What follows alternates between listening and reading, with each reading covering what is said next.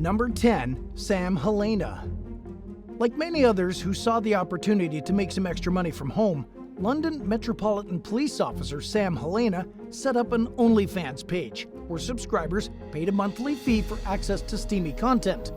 But the police force wasn't okay with her moonlighting as a nude model.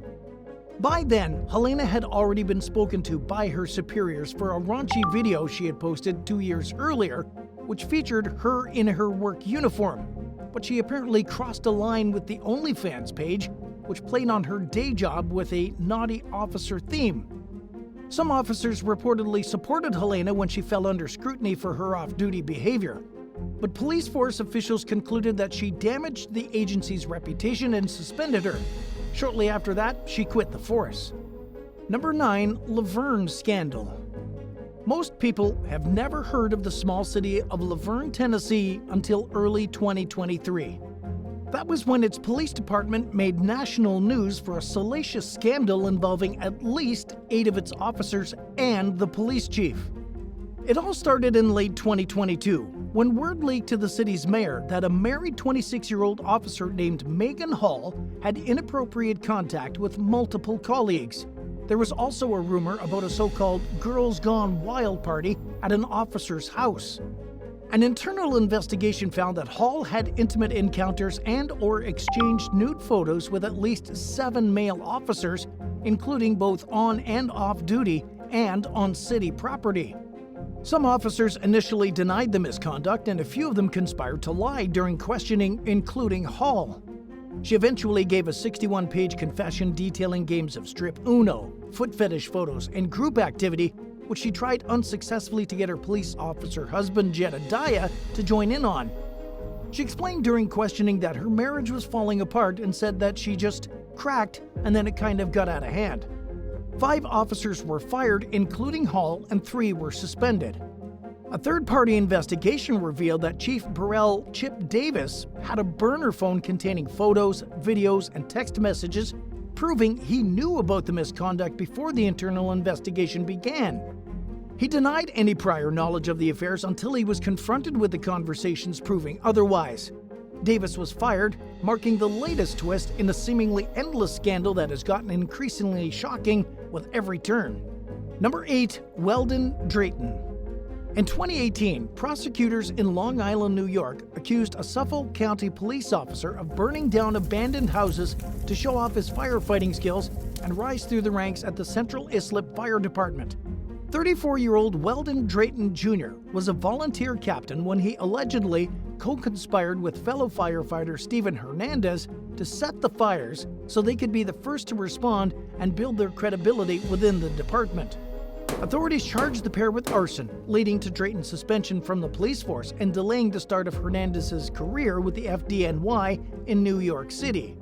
The trial was plagued by issues with the evidence, as well as inconsistent testimony from witnesses, detectives, and cooperating accomplices. In an unconventional move that's rarely seen in American courtrooms, the judge dismissed the case mid-trial at the request of both the defense and the prosecution. Drayton was cleared entirely of any wrongdoing, and the charges against Hernandez would be dismissed as long as he stayed out of trouble for 6 months. Hernandez was now free to pursue his FDNY career, and Drayton was reinstated to the police force. Number 7. Richard Best. One day in 2020, a homeless man was accused of dropping his pants inside a Coral Springs, Florida bank. Officer Richard Best responded to the scene along with 3 other officers. He was considered the primary responding officer, yet he cleared the scene and let the suspect go, only for the department to receive calls about the same person pulling his pants down on a roadside and throwing things at cars later that day. Best had allegedly failed to run a background check on the suspect, a known predator who failed to register properly for his past crimes as required. He claimed that he had run the check, but that nothing suspicious had turned up. His superior said that if he were telling the truth, he would have discovered the suspect's failure to register, and they criticized Best for failing to utilize proper protocol when it comes to dealing with the homeless population. He was also accused of failing to properly fill out paperwork or ask the alleged victim for her version of what happened, or if she wanted to press charges. According to Best, it was his understanding that she didn't want to pursue action against the suspect.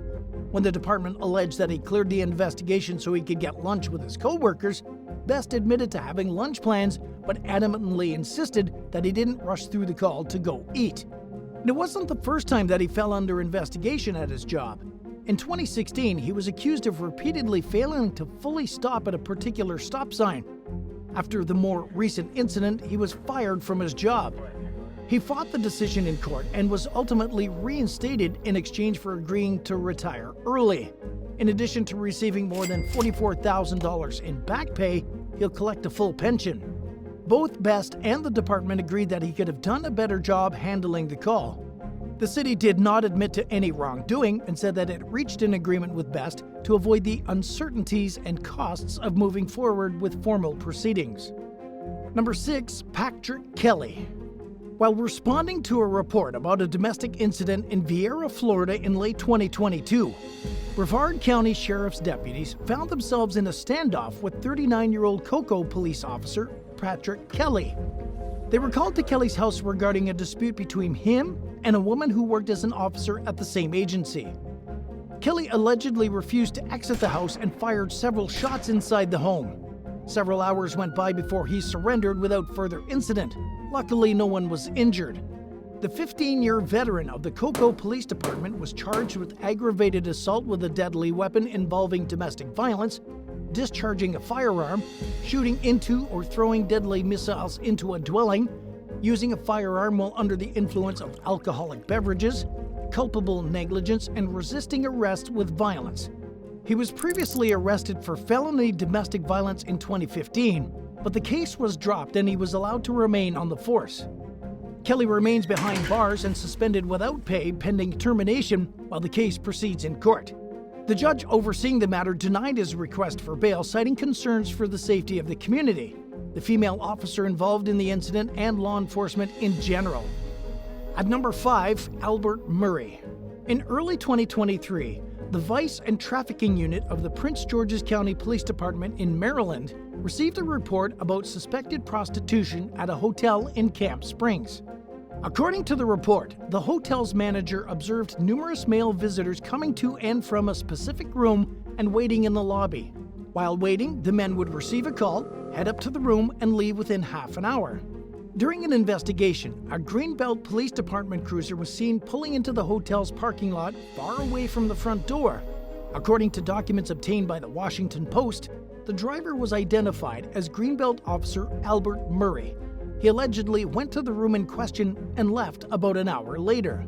Police detained the woman Murray met up with, who reportedly admitted to posting an ad online for her companionship. She said she received a text from Murray asking about her rates and that he paid her $160 for her time, during which, of course, things happened. Murray was issued a criminal summons on suspicion of violating the state's prostitution laws and remains on administrative leave pending the outcome of his case. Number 4, JAMAR Lee. Early one morning in 2020, Officer JAMAR Lee spotted a car sitting at the drive-thru window of a closed donut shop in Lauderhill, Florida. The woman in the vehicle, Sierra Parrish, said she was homeless and trying to catch the Wi-Fi signal on her tablet so she could ask her sister for some money or a place to stay. She later claimed that when she was rummaging around in her back seat for her driver's license, Lee shined a flashlight under her dress, made an inappropriate noise, and grabbed her, something he would adamantly deny to his superiors and in court when he was fired from his job and hit with charges for unlawful compensation and battery. According to Parrish, Lee said that her license and tags were expired and told her to follow his car to a location where there were other officers. Instead, she claimed he led her into a dark alley and propositioned her in a way that suggested he wanted her to perform a favor in exchange for not being taken into custody. Parrish said that she suggested meeting at another location just so she could create an opportunity to get away from him. While they were driving, she saw him make a right turn, so she turned left and went to her ex-boyfriend's apartment, where she called the police. Lee argued in court that he told Parrish he could either have her car towed or have someone come and get it, and that he never threatened to take her to jail. In fact, he claimed he felt sorry for her, and that she asked him for money during their conversation, but he failed to turn his body cam on during the exchange, which was unusual. His defense attorney pointed out how Parrish never mentioned Lee grabbing her or making a comment about wanting intimacy during footage of her police interview. And during cross-examination, she admitted that Lee never threatened to take her to jail. She also admitted that she looked into suing him for $300,000. All things considered, Lee's lawyer suggested that the allegations against his client were nothing more than a shakedown for cash. Much to Lee's relief, he was acquitted of the charges, but said he was unsure whether he would try to get his job back. Number 3. Andrew Lawson. Best friends Andrew Lawson and Austin Welsh lived together and both worked as sheriff's deputies in Brevard County, Florida. During a break from playing video games at their apartment in Palm Bay one Saturday night in 2022, Lawson jokingly pointed his weapon at Walsh, believing it was unloaded, but it wasn't, and he accidentally shot his buddy. According to an arrest report, Lawson pulled the trigger on his Glock 34 9mm pistol, then pulled the slide back and pulled the trigger a second time. The bullet struck Walsh in the face and killed him. Lawson immediately dialed 911 and admitted to what happened. Emergency responders later described him as fully devastated and distraught upon their arrival at the scene. And although investigators seemed to believe the killing was accidental, Lawson's reckless behavior landed him a manslaughter charge. In a video uploaded to Facebook, Sheriff Wayne Ivey described the accident as totally dumb and unavoidable. Lawson's alleged conduct also contradicts some of the most basic tenets of safe gun use and law enforcement training. Professional police consultant and use of force expert Roy Bedard told Florida Today that it's a cardinal rule not to point a gun or an object that could possibly be a gun at anyone, ever, unless the intention is to shoot them. If convicted, Lawson could face up to 15 years in prison. Number 2. KEISHA Richburg. EMT Kevin Jeter was at the scene of a shooting in Atlanta in 2019 when a bystander handed him a wad of the victim's cash that they had gathered up off the ground. Jeter tucked the money, totaling an estimated $500, into the victim's wallet and handed it to the responding officer. The money vanished from the wallet after being given to the police. Body cam footage revealed that an officer named KEISHA Richburg put the wallet in her car along with the victim's cell phone. The video also reportedly showed that the money was missing from the wallet before she passed it along to a homicide sergeant. Richburg was accused of stealing the $500 after the victim's wife posted on Facebook about the missing money from the wallet and connected with the bystander who had gathered the bills and given them to the first responders. An investigation was launched and Richburg was fired. Number 1. Humayus Khan. In an incident described by their police chief as embarrassing, Washington, D.C. officers Humayus Khan and Jarita Millington were accused of drag racing in their patrol cars while on duty in 2021. According to records, the vehicles reached speeds of nearly 50 miles per hour within 0.2 of a mile and ran over 3 speed bumps before Millington lost control of her car. The vehicles crashed into each other, causing one to spin out of control and into a fence. Court documents describe the scene of the drag race as a winding road with limited visibility that runs through a residential neighborhood with a 20-mile-per-hour speed limit.